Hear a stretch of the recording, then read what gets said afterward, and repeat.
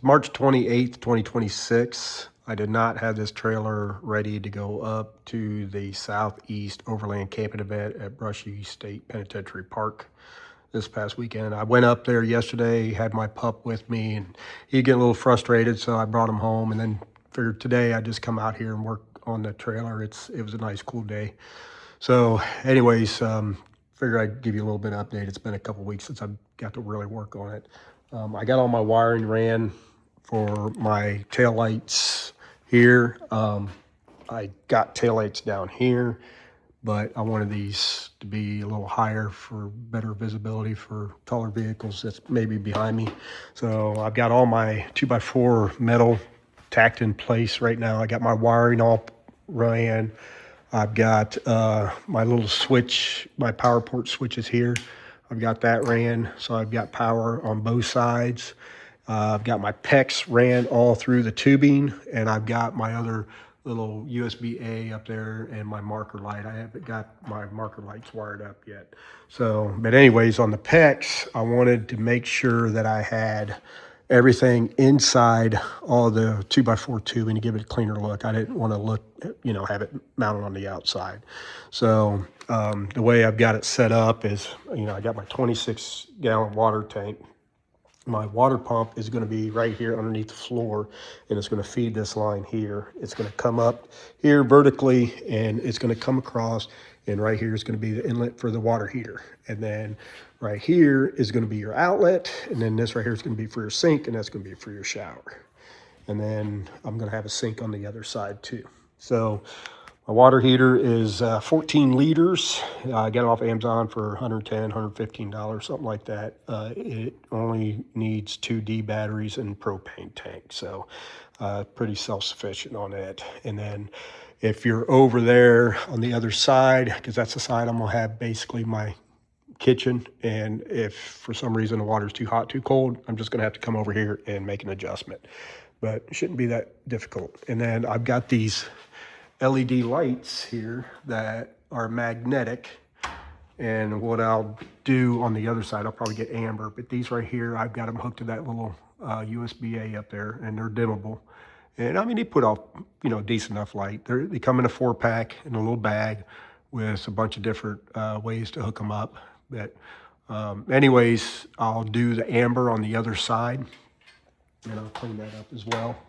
And then for this front area here, I don't like how I did this. So I got some other steel, it's actually 1.5 by 4-inch steel tubing, a little bit smaller than the rest of this. And then I'm gonna cut this down, and I'm just gonna have it solid up here. And then what I wanna do is make a table that folds down, and it'll lay down here flat. Have my roof, or not my rooftop tent, my refrigerator behind it. And then I could open this forward and lift up that table and put it behind it, put the legs behind the refrigerator, use the refrigerator to pull out on a slide, and then close it up. And then use the inside of it for like dining, playing cards, or if we want to just eat or whatever. But yeah, like I say, I ran out of these little sleeves here for the PEX, so I need to get some more of that to finish this side here up. And I've got to finish routing my plumbing over there for that tank as well.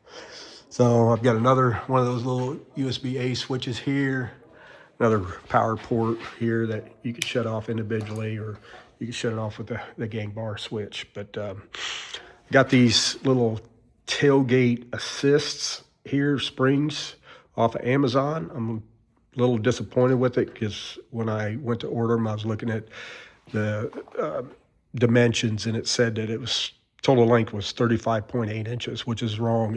Just one section is 35.8. So you need both sections because the spring is going to be in one section, the cable is going to be in the other. But that's not the way it was advertised on Amazon. So I'm gonna have to mount them on the inside of this tubing here, which, I wasn't really planning on doing that. I kind of wanted a space on the inside. I wanted to mount them on top, but obviously I cannot because of this bar here. So, and it is what it is. They're going to come out to about right here, but it'd just be on the inside. And that way I could help lower and raise this tailgate, because I do plan on putting this spare tire I'll mount it back here I'm gonna build a mount for it, and it's gonna make that tailgate even heavier, and I'm not getting any younger, so just something to give me a little bit of better assist to do that. But all in all, it's coming along pretty good. Just like anything else, I didn't really get to work on it last week on much because, just working on other stuff. Other things had to be fixed around the house. I'm sure you all know how it is.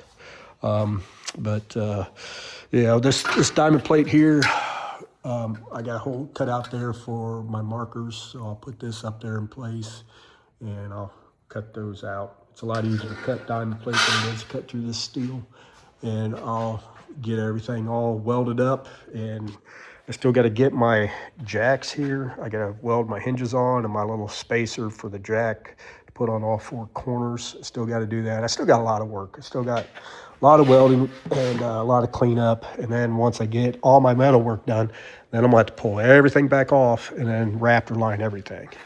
So, it's a process anytime you're building something like this. Because, and the thing of it is, everybody's like, well, why didn't you just buy an enclosed trailer? Well, I didn't want an enclosed trailer. That's why. If I wanted an enclosed trailer, I would have bought one.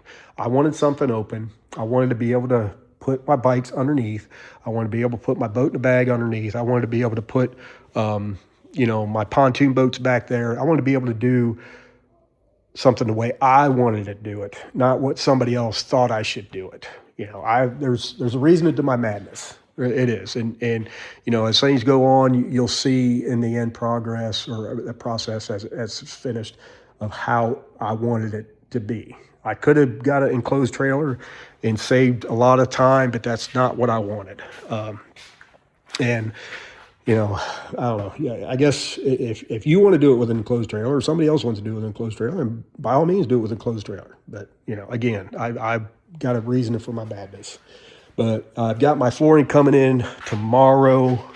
It's the pontoon flooring. It's supposed to be stain proof from like blood and oils. It's, for anything pontoon related, I guess. But I've got those are 2 by 6 by 8 footers. I'm going to get 1 inch, and then I'm going to get a 1/2 inch of plywood.